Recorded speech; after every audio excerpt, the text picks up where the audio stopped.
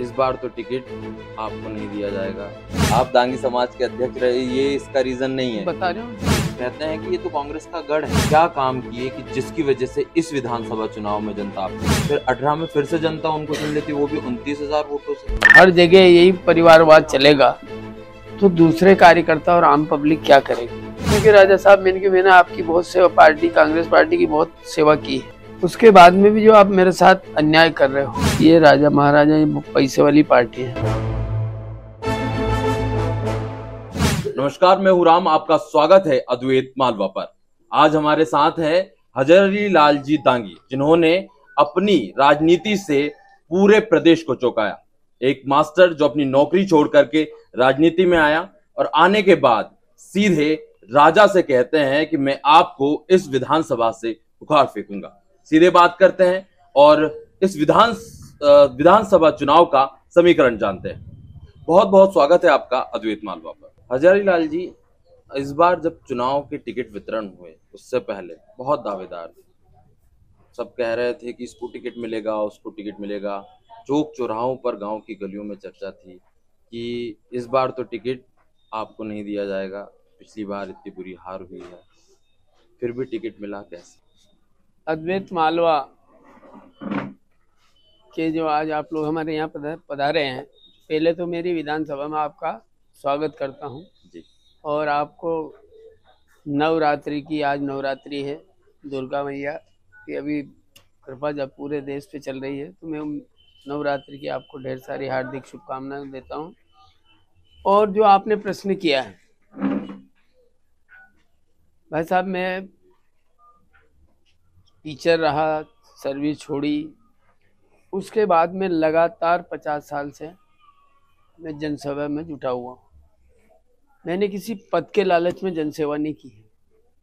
मैंने हमेशा क्षेत्र के लोगों के बीच में रह के क्षेत्र के लोगों से संपर्क, मिलना जुलना और उनकी सेवा करना ही मैंने एक मेरा लक्ष्य बना रखा है। चाहे मैं पद पे रहा हूँ या नहीं रहा हूँ, उसके बावजूद भी मैं हमेशा लोगों के बीच में रहता हूँ। और आज जो पार्टी ने मेरे ऊपर जो कृपा की है, पार्टी ने मेरे ऊपर जो विश्वास जताया, उसका एकमात्र कारण है कि भारतीय जनता पार्टी में पार्टी ने हमारे यहाँ पूरे मध्य प्रदेश में जो सर्वे कराया, खिलचीपुर विधानसभा में भी इसी तरह से सर्वे हुआ है। और सर्वे में जो पार्टी ने सर्वे करा, तो गांव-गांव जा कर के और मतदाताओं से डायरेक्ट संपर्क किया है। और मतदाताओं के संपर्क के आधार पे जो उनकी सर्वे रिपोर्ट आई है, उस सर्वे रिपोर्ट के आधार पर ही पार्टी ने निर्णय लिया है। और हमारे सारे साथियों ने, हमने सबने मीटिंग में तय किया था कि सब अपन टिकट मांगे और उसके बाद में पार्टी जिसको भी अधिकृत करेगी, अपन सब कार्यकर्ता उनके साथ रह के चुनाव लड़ेंगे। तो मुझे जो टिकट दिया है, हमारे वरिष्ठ नेताओं की कृपा तो मेरे ऊपर है ही। तो माननीय 45,000 दांगी वोट इसका रीजन नहीं है। आप दांगी समाज के अध्यक्ष रहे, ये इसका रीजन नहीं है। बता रहे हो, रीजन सिर्फ सर्वे है। सर्वे सिर्फ सर्वे। मैं, क्योंकि मेरे ऊपर मैंने माननीय मुख्यमंत्री शिवराज सिंह जी चौहान, माननीय नरेंद्र सिंह जी तोमर, माननीय BD शर्मा जी, हितानंद जी, कैलाश जी विजयवर्गीय जी और भूपेंद्र जी यादव साहब, वरिष्ठ नेतृत्व का मेरे ऊपर हमेशा से।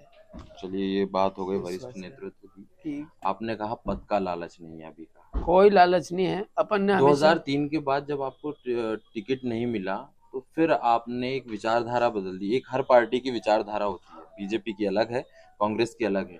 तो क्या टिकट ना मिलने पे विचारधाराएं बदल जाती है? ऐसा नहीं था। मैं 2003 के पहले कांग्रेस में था जी, और मैंने कांग्रेस पार्टी में बहुत काम किया है जी। पार्टी से एक बार मुझे टिकट मिला, मैं कांग्रेस से विधायक भी रहा हूँ। बिल्कुल। पर मैंने देखा जब कांग्रेस पार्टी में परिवारवाद, भाई भतीजावाद, रिश्तेदारी का वाद चलता है, वो मुझे पसंद नहीं आया। उससे मैं, क्योंकि हर जगह यही परिवारवाद चलेगा तो दूसरे कार्यकर्ता और आम पब्लिक क्या करेगी। तो मैं उससे दुखी होकर के मैंने मेरी बात ऊपर रखी थी, लेकिन ऊपर वालों ने भी मेरी बात को ध्यान नहीं दिया, न मुझे सम्मान दिया। इसलिए मैं उस समय भारतीय जनता पार्टी की रीति नीति से मैं प्रसन्न था कि जनता पार्टी कार्यकर्ता आधारित पार्टी है, सबका साथ, सबका विश्वास, सबका विकास, सबको साथ लेके चलने वाली पार्टी है। तो मैंने जब उनसे परिवारवाद से दुखी हो गए तो मैंने पार्टी छोड़ दी। दिग्विजय सिंह जी से आपने क्या कहा था जरा? दिग्विजय सिंह जी से मैंने यही कहा कि मैंने कि राजा साहब, मैंने आपकी बहुत सेवा, पार्टी कांग्रेस पार्टी की बहुत सेवा की है, बहुत मदद की है, उसके बाद में भी जो आप मेरे साथ अन्याय कर रहे हो, तो मैं, चूंकि मैं भी एक साधारण छोटा सा कार्यकर्ता हूँ, लेकिन मेरी भी कुछ होगा क्षेत्र में, पकड़ तो होगा। आप जो मेरे साथ कर रहे हो मैं उसका बदला जरूर, और मैं आपका हमेशा विरोध करूंगा। और खिलचीपुर विधानसभा में जब तक मैं आपसे निपट लूं, जब तक आपको उसका परिणाम नहीं दिखा दूं, तब तक मैं आपसे कोई बात नहीं करूंगा। आज ये बात आपसे कह के जा रहा हूं। और मैं वहां से निकला और मैंने भारतीय जनता पार्टी ज्वाइन करी, तो उनके आदमी को मैंने हरा दिया। नगर पंचायतों में, जनपदों में, मंडियों में कांग्रेस का। कांग्रेस 80 के बाद से 7 बार आई है, बीजेपी 1-2 बार आई है। इसके बावजूद भी आपने बीजेपी ज्वाइन की, और बीजेपी के यहाँ पर कहते हैं कि ये तो कांग्रेस का गढ़ है नहीं। उसके बाद मैंने 2013 में टिकट लिया बीजेपी से और जीता 11,500 वोट से। अच्छा, आप जीते, आप 2013 में जीते, आपके मुख्यमंत्री थे। तो शिवराज सिंह। आपने ऐसे क्षेत्र में क्या काम किए कि जिसकी वजह से इस विधानसभा चुनाव में जनता आपको चुने? सबसे बड़ा काम किया मैंने मेरी विधानसभा में कुंडालिया डैम की वजह से इस पूरी विधानसभा क्षेत्र के एक एक गांव में पीने का पानी, हर घर में नल और हर खेत में नहर, ये इस क्षेत्र की सबसे बड़ी उपलब्धि है। ये आपकी देन है। ये मैं उस समय विधायक था, माननीय सांसद महोदय रोडमल जी नागर, और कृपा रही हमारे ऊपर माननीय शिवराज सिंह जी चौहान मुख्यमंत्री जी की। हमने हमारी मांग को गंभीरता से लिया और उनने उसका सर्वे करा के और तत्काल सेंक्शन, उस सेंक्शन के बाद आप बात करोगे 5 साल के अंदर पूरा उस बांध का लोकार्पण भी कर दिया। अच्छा। तो ये मेरे सबसे बड़ी उपलब्धि है। उसके बाद में शिक्षा के क्षेत्र में मैंने हर छोटे से छोटे गांव में स्कूल खुलवाए, कॉलेज खुलवाए। सीएम राइज स्कूल जब पूरे जिले में 3 आया था, उसके बावजूद भी मेरे यहाँ पहले जीरापुर में खुला है। अस्पताल की सुविधा देखो तो मैंने मेरे क्षेत्र में 10-12 उप स्वास्थ्य केंद्र ग्रामीण क्षेत्र के बड़े बड़े गाँव में किया है। पेयजल समस्या के लिए मैंने अभी ये कुंडालिया डैम से तो नल जल योजना ये तो अभी चालू हुई है। लेकिन प्रियव्रत सिंह जी तो मंच से सीधे कहते हैं कि गुलाब जामुन खाए इस सरकार में भी और दूसरी सरकार में भी, कांग्रेस में भी रहे और बीजेपी में, और किया कुछ नहीं। ये तो सारी जनता जानती है कि हजारी मास्टर ने क्या किया और प्रियव्रत सिंह जी ने क्या किया। अरे मंत्री रहते हो, हर आदमी अपने क्षेत्र में इतना काम करता है। उनने मंत्री रहते हुए इस इलाके में कुछ नहीं किया। और तो और किसानों की जो कृषक अनुदान की जो डीपीयां थी, उसकी योजना एमपीईबी की थी, 25,000 में डीपी लग रही थी, वो योजना तक इनने प्रियव्रत सिंह जी ने बंद कर दी थी। ये खुद विद्युत मंत्री थे। चलिए एक बात बताइए, आपने 2013 में इतना काम किया, फिर 18 में आपकी ये हार कैसे हो गई? आप कह रहे हैं कि उन्होंने कुछ नहीं किया, फिर 18 में फिर से जनता उनको चुन लेती, वो भी 29,000 वोटों से। क्या है, ये राजा महाराजा ये पैसे वाली पार्टी है। दिग्विजय सिंह जी की इज्जत दाव पे लगी थी, तो दिग्विजय सिंह जी ने 4 रोज तक मेरे यहाँ हेलीकॉप्टर घुमाया, गांव गांव में हेलीकॉप्टर उतारा है। स्वाभाविक है, वो 10 साल तक मुख्यमंत्री रहे, एक बात। और दूसरी बात ये है ये जो किसानों को 2 लाख रुपए का जो इनने प्रलोभन दिया था, किसान बहुत भोला है, 2 लाख के प्रलोभन में किसान आ गए और किसानों ने इनको वोट दे दिए, वरना ये जीतने वाले नहीं थे। अब मैं मानता हूँ मेरे कुछ कार्यकर्ता मुझसे जिनको टिकट नहीं मिला जी। वो नाराज थे, उनने मेरे को सहयोग नहीं किया और हरवा दिया। इसकी वजह से मैं हारा, नहीं तो मैं नहीं हारता उस समय भी। और इस बार हम सब पार्टी के कार्यकर्ता संगठित हैं। तो इस बार आप कैसे जीतेंगे जब पिछली बार आप कारण बता रहे हैं कि अरे उन्होंने पैसे वाले पार्टी है, तो वो तो अभी भी पैसे वाले ही हैं। 5 साल और तक कार्यकर्ता आपके अभी बिखरे नहीं है। नहीं बिक रहे हैं। 5 साल तक मैंने जनता के बीच में रह के अब भी काम किया है। जब मैं विधायक नहीं था उसके बाद में भी एक दिन में मैंने क्षेत्र नहीं छोड़ा है। मैं हमेशा जनता के बीच में रहा हूँ, हर जनता के दुख सुख में उनके साथ खड़ा रहता हूँ। जी। और विकास के काम भी, चूंकि भारतीय जनता पार्टी की सरकार थी तो मैं बराबर लगा रहा। सीएम से मेरा संपर्क रहा, सांसद जी से संपर्क रहा, लेकिन अभी भी रोडों पर अतिक्रमण है, बस स्टैंड अच्छा नहीं है और बहुत सारी समस्याएं हैं जो आपको नहीं लगती कि जो सही हो सकती थी और होनी चाहिए है। आप रोजगार के लिए, युवाओं के लिए और ट्रैफिक व्यवस्थाओं के लिए अभी क्या आगे करेंगे और आपने क्या किया है, इस पर बात करें। मैं आपसे एक बात बता दूं, हमारे कुंडाले डैम की जैसे ही नेट चलेगी तो किसानों की क्रॉप इतनी बढ़ जाएगी, आमदनी इतनी बढ़ जाएगी और ऐसी फसलें यहाँ पैदा होने लग जाएगी कि छोटे छोटे जो लघु उद्योग है, जो बेरोजगार है, गांव-गांव में छोटे छोटे उद्योग खुलवाएंगे। हमारा लक्ष्य है कि गांव में गरीब के बेटों को लघु उद्योग की उससे जोड़ेंगे ताकि बेरोजगारी भी खत्म होगी और उद्योग भी बढ़ेगा।